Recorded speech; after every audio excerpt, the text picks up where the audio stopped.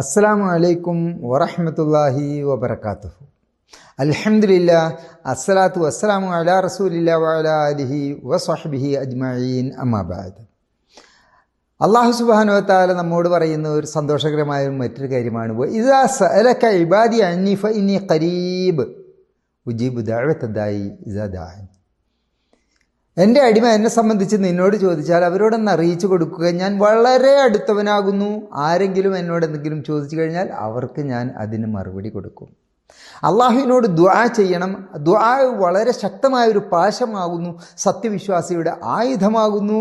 ദുആ ഏറ്റവും ശക്തമായ നിലയിൽ പടച്ച തമ്പുരാനിൽ നിന്ന് കാര്യങ്ങൾ നേടിയെടുക്കുന്നതിനുള്ള കാരണമാകുന്നു. ഈ ദുആ നമ്മളോട് അള്ളാഹു സുബ്ഹാനഹു വ തആല നിർബന്ധിച്ചിരിക്കുകയാണ്, അള്ളാഹു നമുക്ക് നിർദ്ദേശിച്ചിരിക്കുകയാണ്.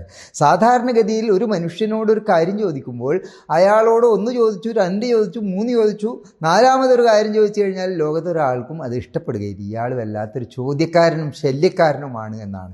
നേരെ മറിച്ച് അള്ളാഹു സുബ്ഹാനഹു വ തആലയോട് ആരാണോ ഏറ്റവും അധികം ചോദിക്കുന്നത് അവരാകുന്നു അള്ളാഹുവിനോട് ഏറ്റവും അടുത്തവർ. കാരണം ദുആ എന്ന് പറഞ്ഞാൽ അത് ഇബാദത്തുകളുടെ മജ്ജയാകുന്നു.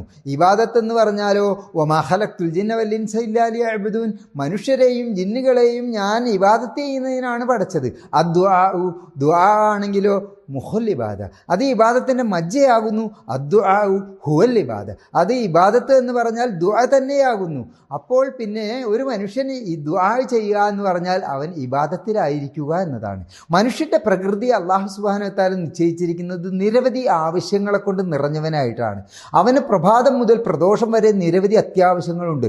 ഭക്ഷണത്തിനും വസ്ത്രത്തിനും തൊഴിലിനും മക്കൾക്കും കുടുംബത്തിനും സമൂഹത്തിനുമായിക്കൊണ്ട് ഒട്ടനവധി ആവശ്യങ്ങളുള്ള ഒരു മനുഷ്യൻ അത് നിരന്തരം അള്ളാഹുവിനോട് ചോദിച്ചുകൊണ്ടിരുന്നാൽ തളർറുഅൻ വഖുഫിയ, വിനയത്തോടുകൂടിയും ഭയത്തോടുകൂടിയും ഭക്തിയോടും കൂടി അതായി തീർന്നു കഴിഞ്ഞാൽ, പ്രതീക്ഷയോടുകൂടി അതായി തീർന്നു കഴിഞ്ഞാൽ അത് ഇബാദത്തായി തീരുന്നു. അതുകൊണ്ട് സത്യവിശ്വാസികളെ, അള്ളാഹുവിനോട് ചോദിക്കുന്നതിന് ഒരു കുറവും ഉണ്ടാകാൻ പാടില്ല. അൽഹംദുലില്ലാ എന്ന സ്തുതികീർത്തനത്തോടുകൂടി, അസ്സലാത്തു വസ്സലാമു അലാ റസൂലില്ലാ എന്ന ആ സലാമോടുകൂടി നാം അള്ളാഹുവിനോട് ചോദിക്കാൻ ആരംഭിക്കണം. അള്ളാഹുവിനോട് ആദ്യമായി നമുക്ക് വേണ്ടി ചോദിക്കണം, എന്നിട്ട് നമ്മുടെ സഹോദരന്മാർക്ക് വേണ്ടി ചോദിക്കണം, ലോകത്തുള്ള സകല ആളുകൾക്കും വേണ്ടി ചോദിക്കണം, ആളുകൾക്ക് അവരുടെ അസാന്നിധ്യത്തിൽ ചോദിക്കണം, എല്ലാ കാര്യങ്ങളും നമുക്കും നമ്മുടെ മാതാപിതാക്കൾക്കും വേണ്ടി ചോദിക്കണം. ചോദിക്കുമ്പോൾ ഏറ്റവും ആദ്യം സ്വർഗത്തിന് വേണ്ടി ചോദിക്കണം. ജന്നാത്തുൽ ഫിർദൗസിന് വേണ്ടി ആയിരിക്കട്ടെ നമ്മുടെ ഓരോരുത്തരുടെയും ചോദ്യം, പരിശ്രമം. അല്ലാഹു സുബ്ഹാനഹു വ തആല നമ്മുടെ എല്ലാ ദുആകളും സ്വീകരിക്കുമാറാകട്ടെ.